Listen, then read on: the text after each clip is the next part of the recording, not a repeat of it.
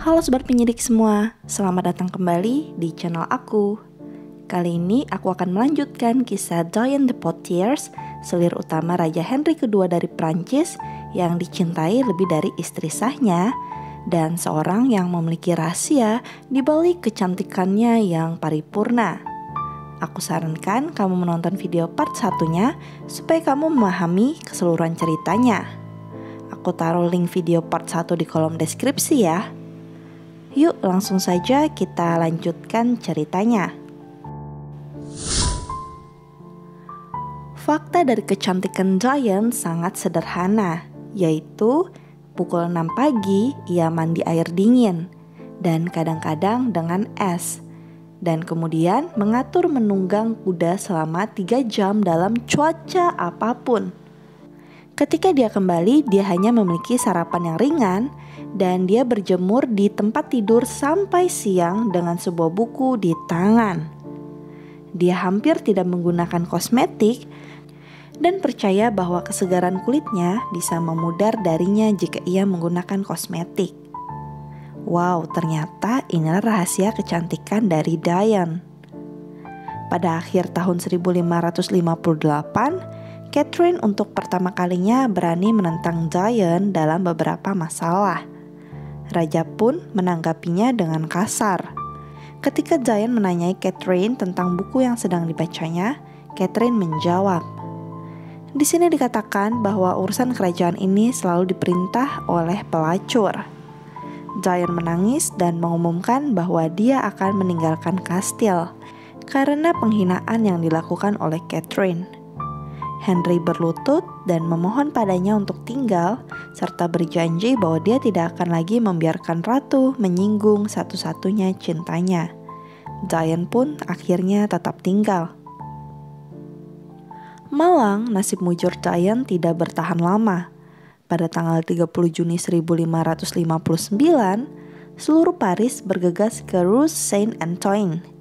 Pada kesempatan penutupan perdamaian dengan Spanyol, Raja Henry II dari Prancis memutuskan untuk mengatur turnamen kesatria dan secara pribadi mengambil bagian di dalamnya. Untuk ini, trotoar di jalan sempit pun dibongkar dan penggemar-penggemar mulai berkumpul. Kerumunan berbisik mengkhawatirkan, bertanya-tanya mengapa sih Raja perlu menghidupkan kembali kesenangan yang setengah telah terlupakan ini.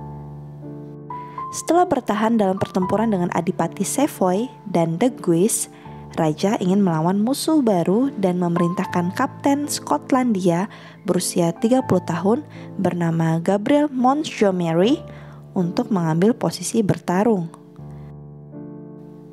Pada saat ini, pelayan menyampaikan kepada Raja Henry II permintaan istrinya.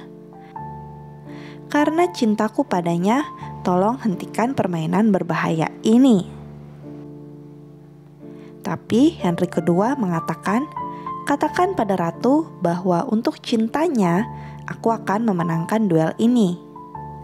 Mendengar ini, sang ratu menjadi pucat. Dia ingat ramalan peramal Gorik yang mengancam raja dengan kematian karena luka di kepala pada usia 41. Henry berusia 40 tepat 3 bulan yang lalu.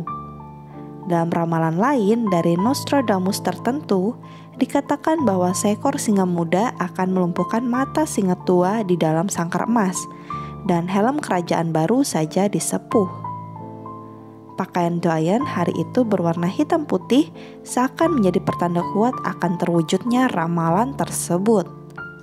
Nah, sebenarnya Henry juga telah mendengar ramalan ini, tetapi sekarang dia telah melupakan mereka. Hatinya menggebu-gebu karena ingin terlihat gagah di mata para wanita cantik yang melihatnya. Naasnya, dari pukulan mengenai wajah, kedok raja terbuka dan tombak masuk ke mata kanannya. Pecahan tombak melukai mata raja dan menyebabkan infeksi yang menyakitkan. Gabriel Montgomery segera membalikkan kudanya dengan kecepatan penuh, berharap ia bisa melarikan diri dari tragedi ini. Namun semuanya sia-sia. 5 tahun kemudian dia dibujuk ke Paris dan dipenggal. Tidak ada yang percaya bahwa pukulan fatal itu terjadi secara tidak sengaja. Sementara Henry kedua diseret dengan tandu ke kastil Tournelle di dekatnya dan sang ratu terbaring pingsan. Diane tidak kehilangan kesadaran. Dia hanya berdiri dan menyaksikan kekasihnya digendong. Catherine kemudian bergegas memanggil ahli bedah terkenal dan memintanya melakukan segalanya untuk menyelamatkan raja. Setelah memeriksa lukanya, sang ahli membuat kesimpulan yang mengecewakan. Tombak itu mengenai otak di mana serpihan tulang jatuh. Tidak ada harapan lagi bagi raja. Raja Henry kedua dinyatakan mangkat pada 10 Juli 1559 dalam usia 40 tahun. Karena luka serius yang dideritanya pasca turnamen. Saat raja berada di ambang kematian, ia berulang kali meminta istrinya untuk memanggilkan Diane. Namun permintaan Henry kedua ini tidak pernah digubris oleh Catherine sebab Catherine berpikir bahwa inilah kesempatan emas untuk mengambil alih kekuasaan. Catherine tak membiarkan Henry kedua bertatap muka untuk terakhir kalinya dengan Diane. Nah, tak lama setelah raja wafat, Catherine memaksa Diane mengembalikan mahkota yang dititipi suaminya. Diane juga dipaksa untuk mengembalikan kastil Château de Chenonceau yang pernah diberikan Henry kedua untuknya.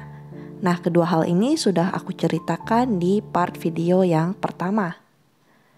Diane harus kehilangan seluruh harta benda dan kekuasaan setelah Henry kedua meninggal. Akhirnya, Diane kemudian diusir dari istana oleh Catherine. Diane terpaksa tinggal di sebuah kastil di Perancis. Pada suatu pagi di April tahun 1966, Diane de Poitiers meninggal dalam tidurnya. Tersenyum seperti yang terjadi pada orang-orang yang bahagia saat usianya 66 tahun.